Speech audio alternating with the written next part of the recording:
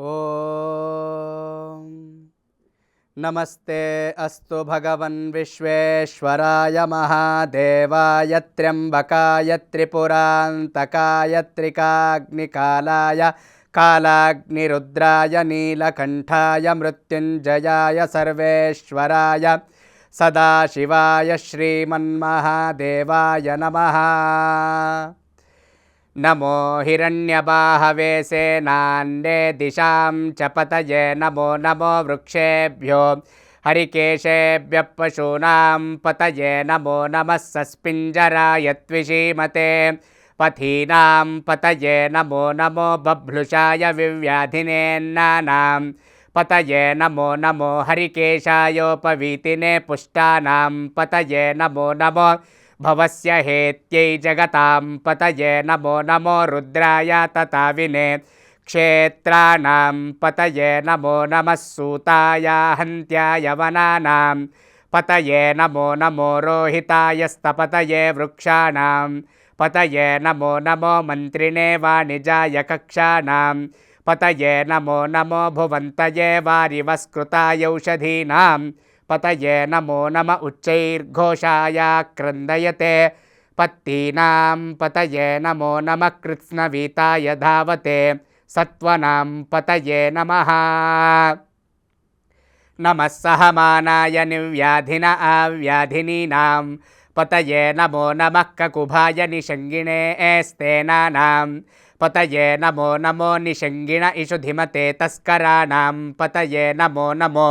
वञ्चते परिवञ्चते स्तायूनां पतये नमो नमो निचेरवे परिचरायारण्यानां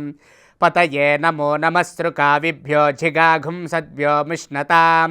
पतये नमो नमोऽसि मद्भ्यो नक्तञ्चरद्भ्यः प्रकृन्तानां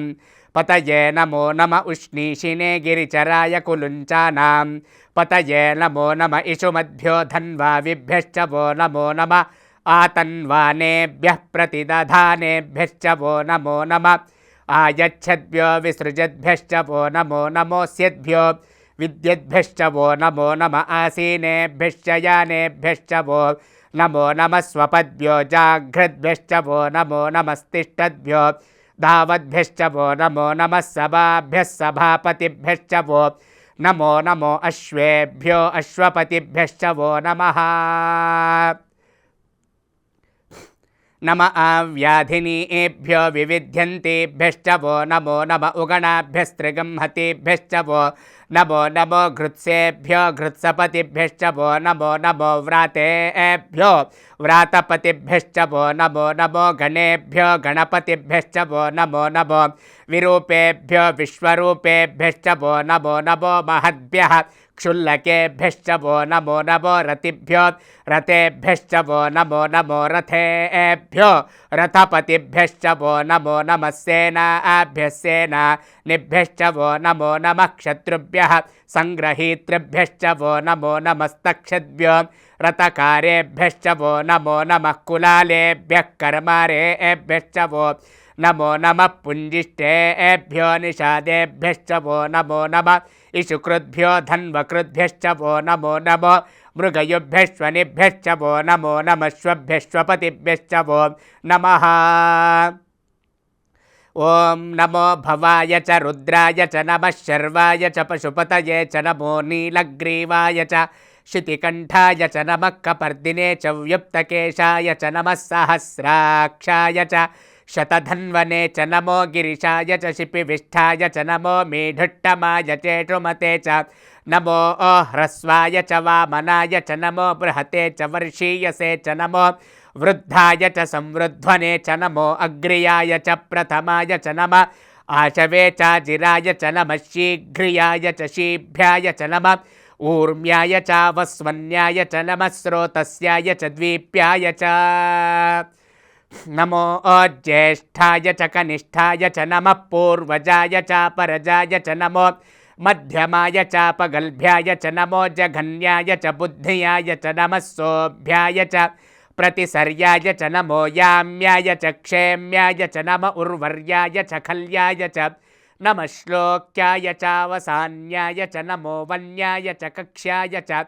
नमः श्रवाय च प्रतिश्रवाय च नम आशुषेणाय चाशुरताय च नमः शूराय च वमिन्धते च नमो वर्मिणे च वरूथिने च नमो बिल्मिने च कवचिने च नमः श्रुताय च श्रुतसेनाय च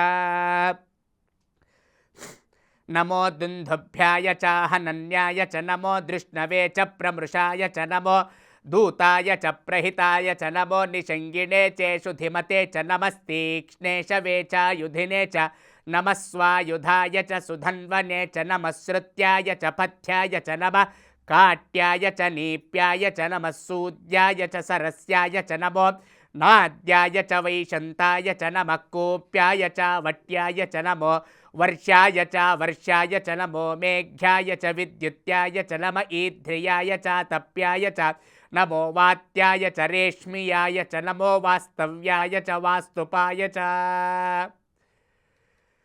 नमः शङ्कराय च मयस्कराय च नमः शिवाय च शिवतराय च नमस्तीर्थ्याय च कूर्याय च नमः पार्याय च वार्याय च नमः प्रतरणाय चोत्तरणाय च नमः आतार्याय च लाद्याय च